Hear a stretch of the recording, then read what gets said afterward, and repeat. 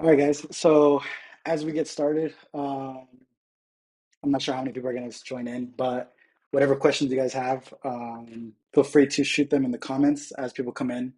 I guess we'll start with the Q&A. So if anybody has any questions, by all means, send them in the chat, and then I'll answer them as I can answer them. Got a few questions on the Instagram poll question thing that I did, so gonna answer those. And then if you guys have any questions, just type it out, and then we'll just go question by question. And then I can go over the plays that I took this week. Um, we can go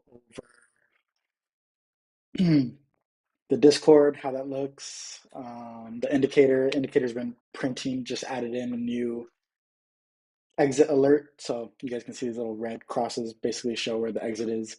And yeah, we'll just go over whatever you guys want to go over. Got 30 minutes to do this. So ask away any questions, and then we'll go from there. So I'm gonna start with the questions from the Instagram first. First question was, do you only look for higher time frame indicators, and how do you choose which to take, QQQ and SPY?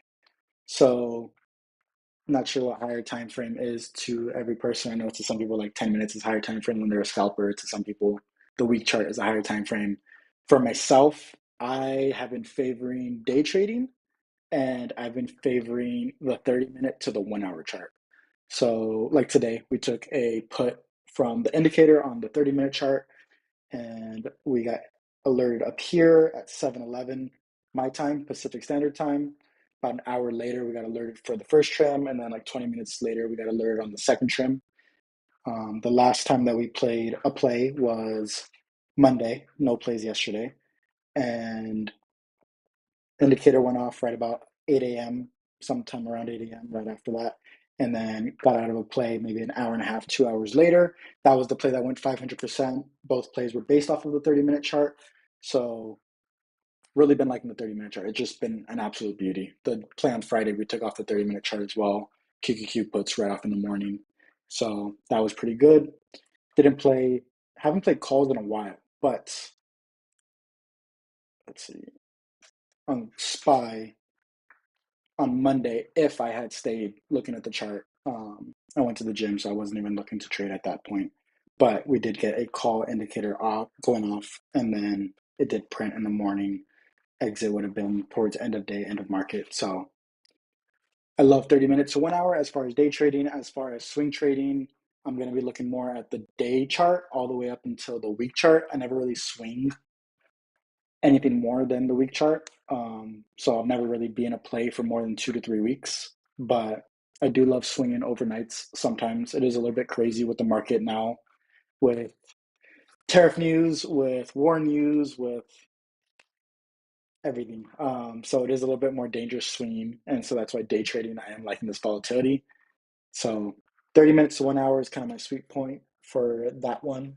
Um, how long did it take for me to be profitable?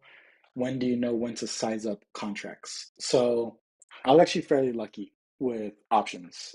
Back when I first started in like 2020, 2021, I just gotten out of crypto and made my big lump sum doing that, and knew that I wanted to stay in the finance industry. And so went to start reading books at Barnes and Noble and got into options and started doing trading on Robinhood, which is not good, but I was doing it on Robinhood, trying to stay into the game, or get into the game, I should say. And the first ticker that I was trading a lot of was Coin, because I kind of knew how crypto was acting. So I kind of knew how Coinbase, the stock, was going to be moving certain days when it was going to go up or down based off of Bitcoin. And so I got pretty lucky pretty early on. Within my first 2 months trading options, that's when I started making my 5 figure trades daily. Um, And from that point on, it was just off to the races. That was when I figured out that options trading was really like second to none of how you can make so much money so fast just hitting two buttons. And it was like easy per se, because it's an easy task. It's not a hard job.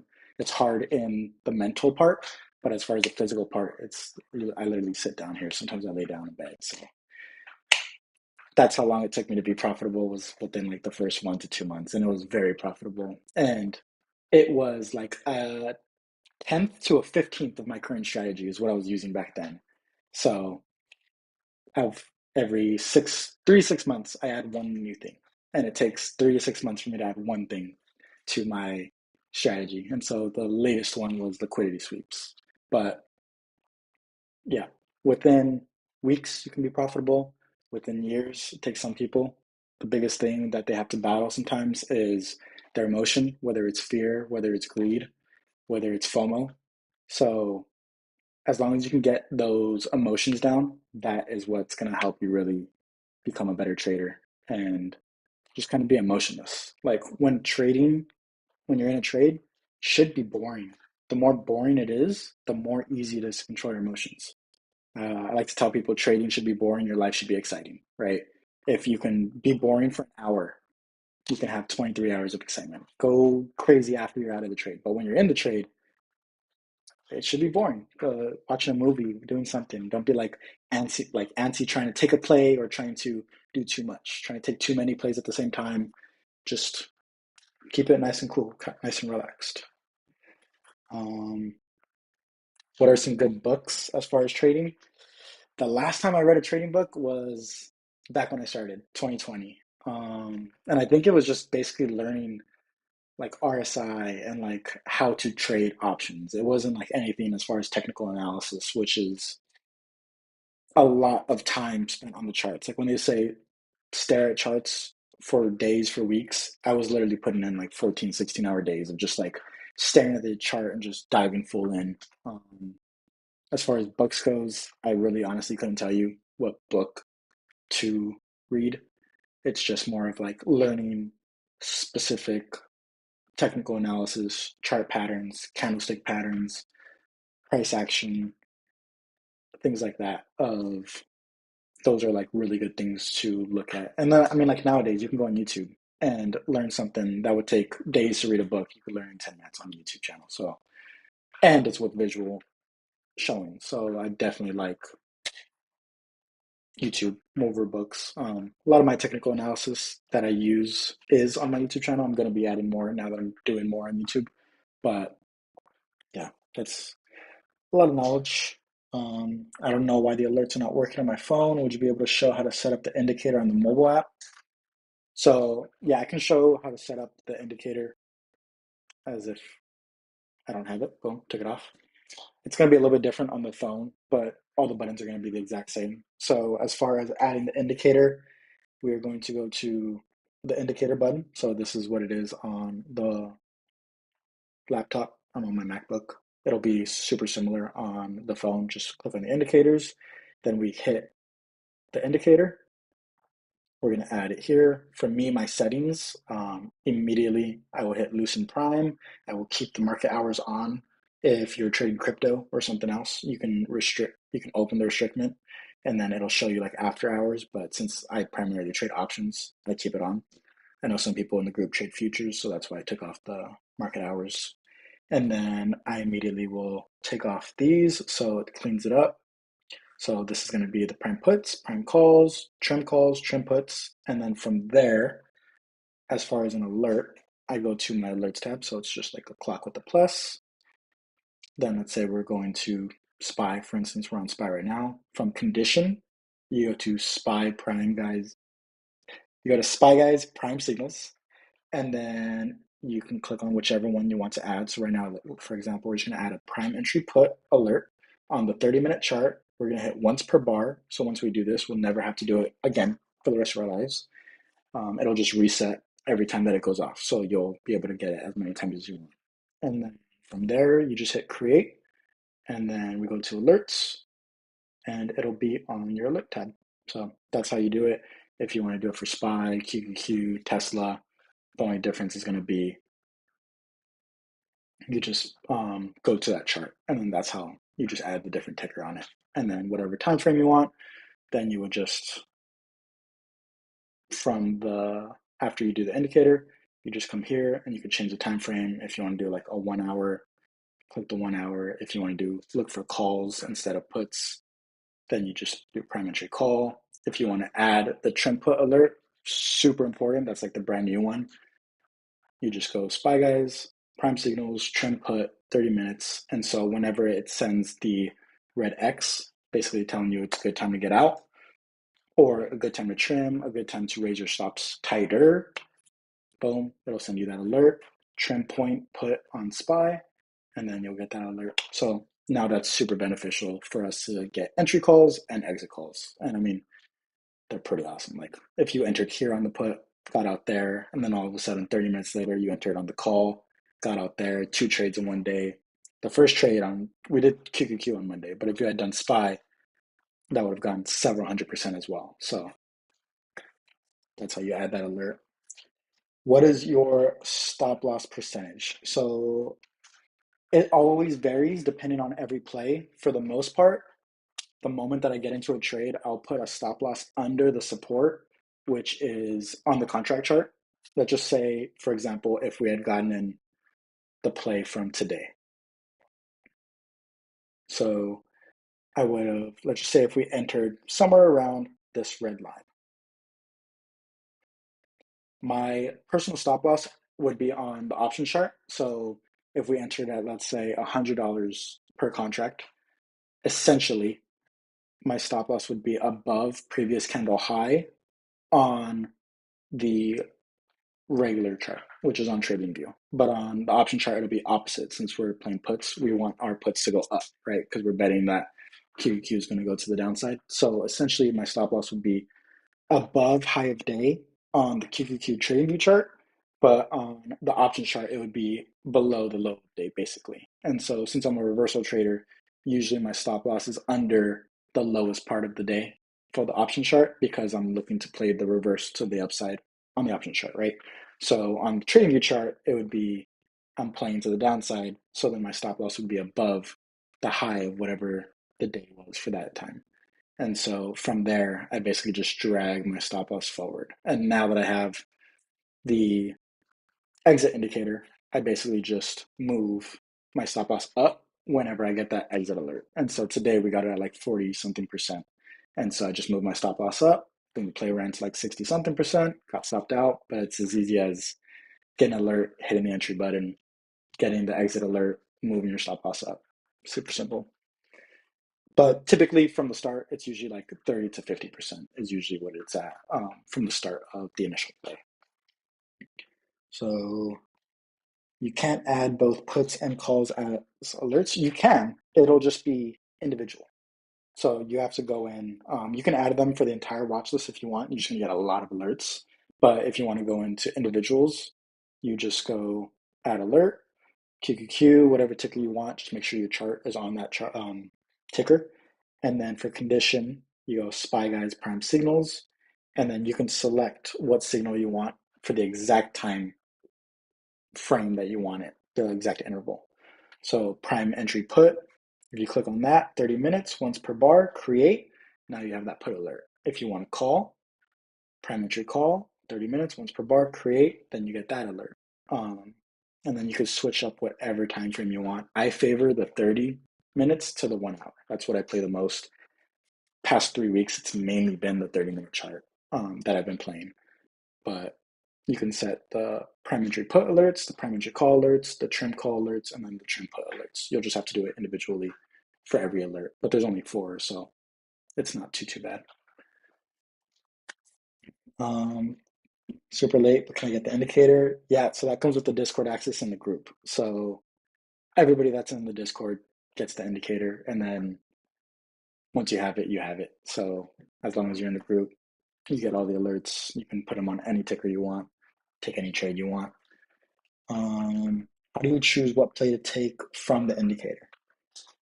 So it depends on time of day and it depends on how much it's run up. So, for example, today I played a 451 put, I believe. And so the reason I did that was because we didn't run up super crazy. I'll show you guys like a crazier run up when we go after this play. But let's just say if entry was around this 4 or the 541, I'm not looking for it to go all the way down here to 536 because the run up wasn't that crazy. So if the run up isn't crazy, the pullback's not going to be crazy. The run up was barely from here in this 539 area, which was our support, which we came down and bounced off of actually. So a 540 put would have been a good strike. 541's just a little bit safer. And so I'll typically take on a 0 DTE day trade that expires the same day, a contract that is $1 or $2 out of the money. So if we were at 541.7 at the entry, just under $1 out of the money would be a 541. So a 541 or 540 is typically what we would take, what I would take.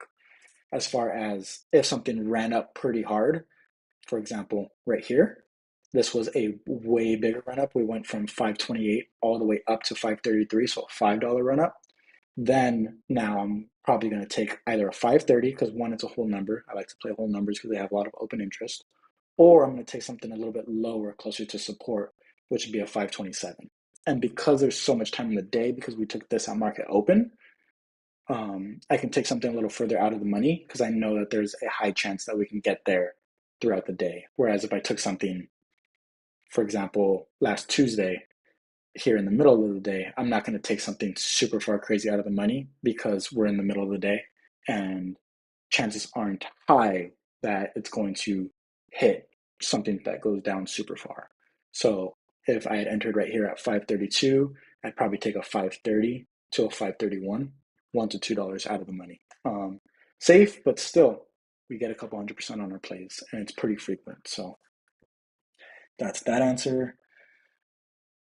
How do you keep up with all the news? I have my alerts on for unusual whales on Twitter, and that's for the most part how I keep up with the news. I do watch the news as well, or like if we're just sitting down waiting for a trade, I'll just put on YouTube and CNBC, see what goes on.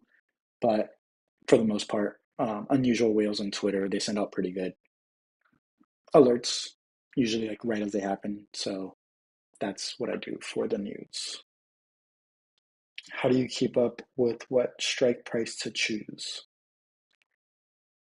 So kind of like the same thing as what I was saying earlier about what play I'm looking to take from the indicator. It's going to be about $1 to $2 out of the money. So whether it's on SPY or QQQ, which I mainly play Mondays through Fridays, it'll be a little bit different. We can go through like the other tickers like Tesla.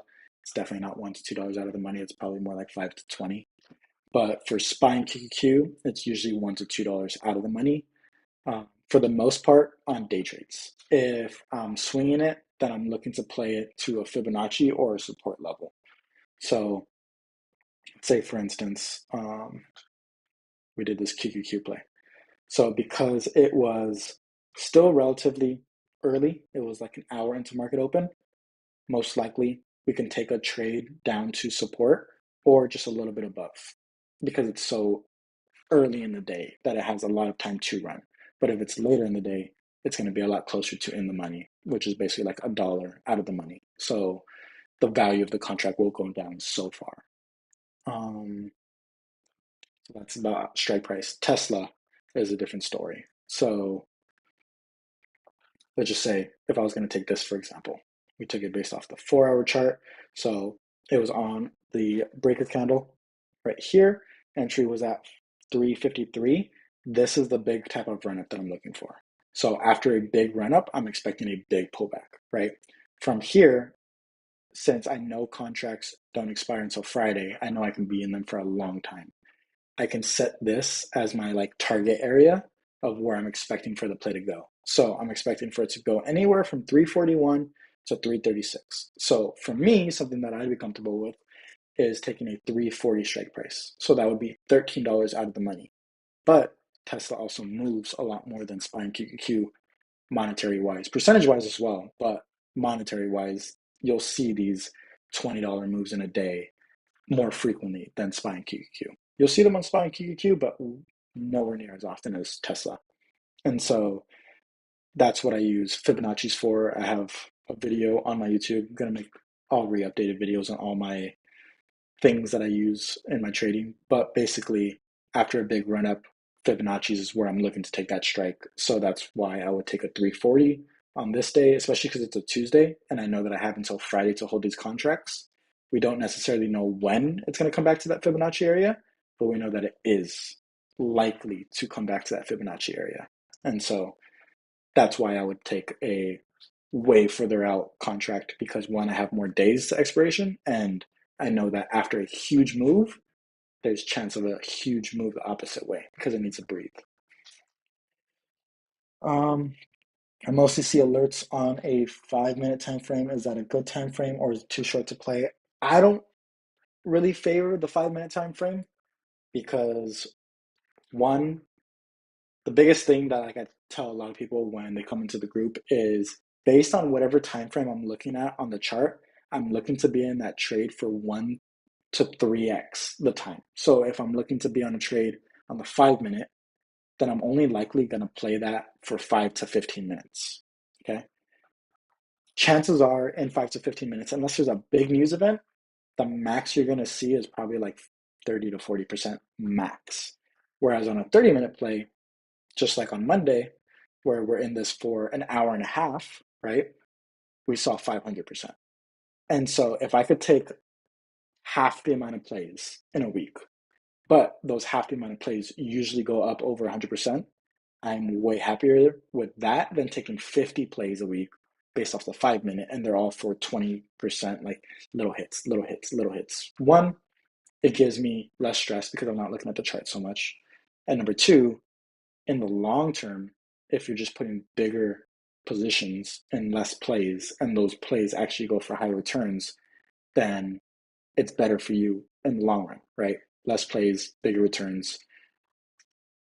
Bank's going to be happy, you're going to be happy. So I typically focus nothing lower than the 30 minute now. I used to play the 15 and the 10 minute quite a bit earlier in the year, but now I'll just be patient and I'll just wait for plays to come to me. And so like if you guys see in the Discord or on Instagram, I take a bunch of plays, like almost one play a day, which is good enough, especially if you're taking them for a couple 100% almost all the time.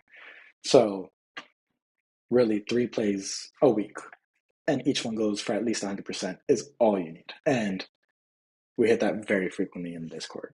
So yeah, 30 minutes to an hour is what I like to stick to. Anything lower than that could be a good play, but you could also be fighting for just little small percentages. I like the big ones. Do you have your technical analysis or strat on YouTube? So I have an old one from 2, 3 years ago that is still good. Don't get me wrong, it was still good.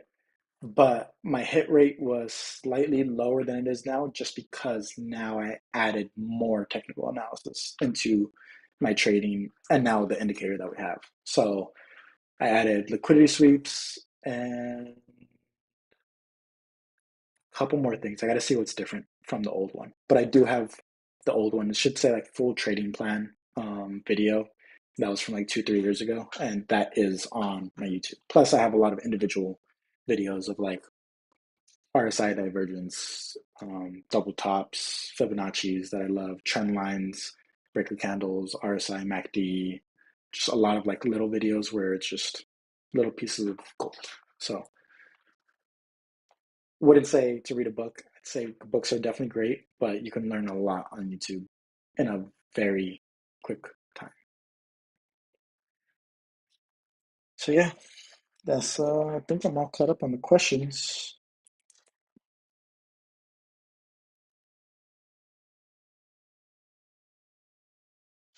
To know when to take the play, you will see on the Discord, or we have to use the indicator.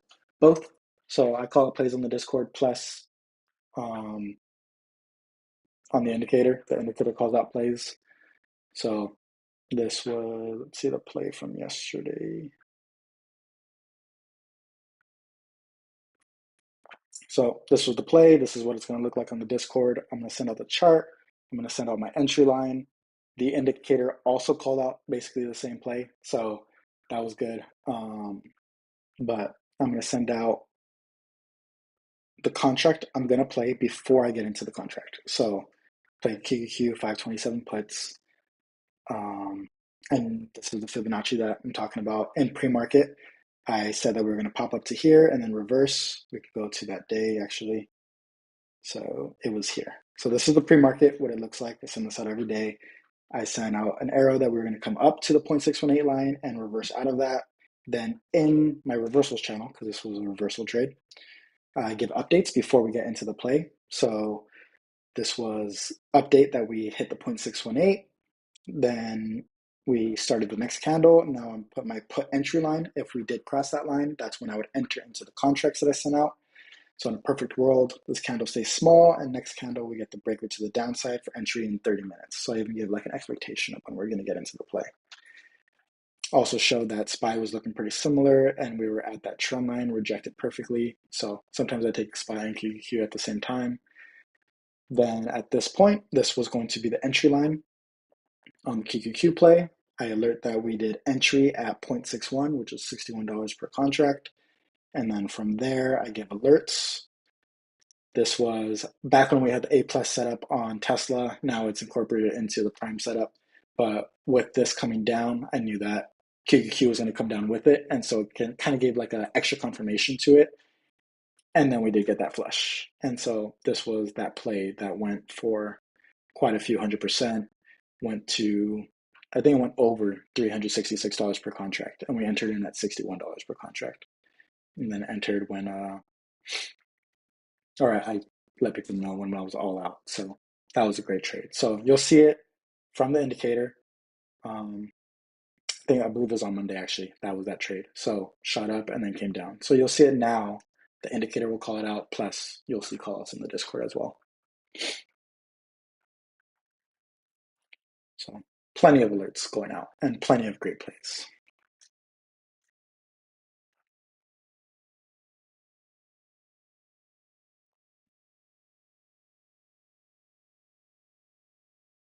Yeah. Anybody else got any other questions or anything you guys want me to go over in the chart, trading view, any technical analysis questions? Haven't gotten any of those yet. Or anything in the Discord.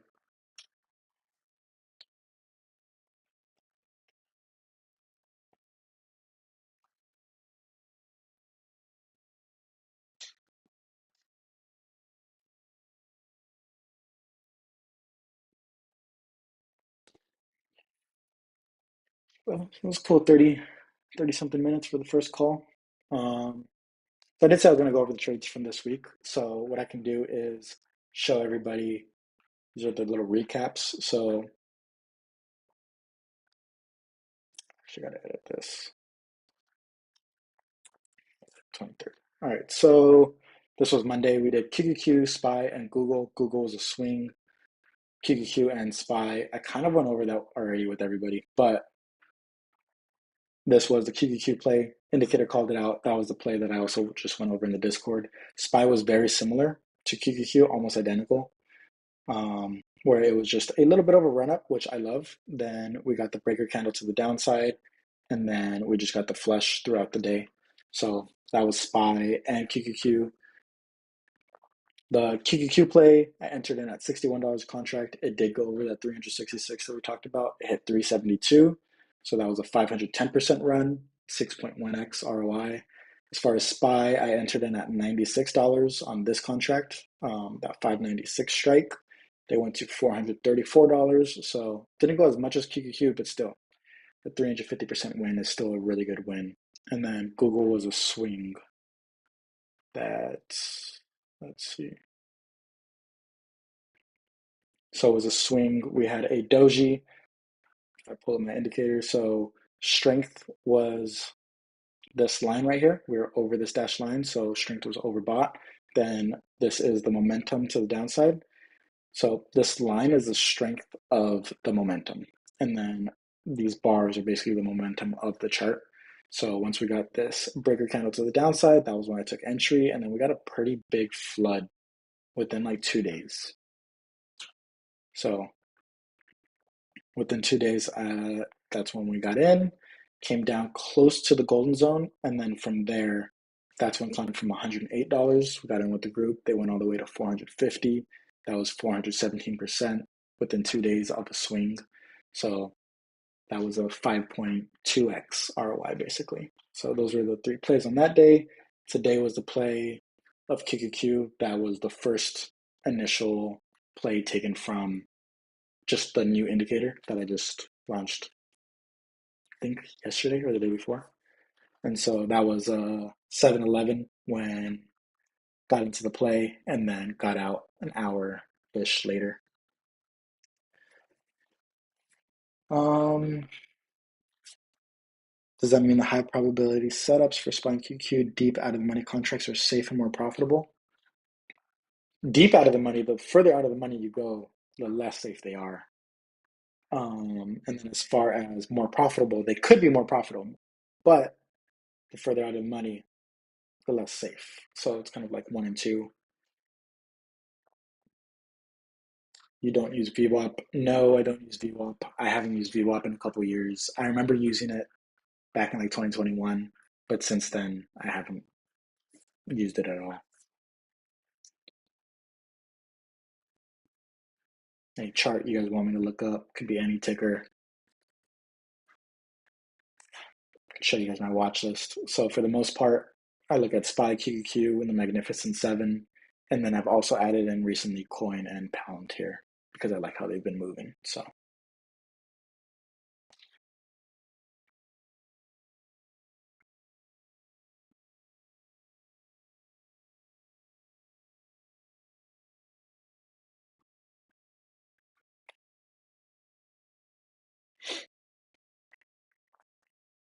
cool. All right, guys. Well, don't think there's more questions coming in. But enough if you guys liked it. I'm gonna do it again at some point.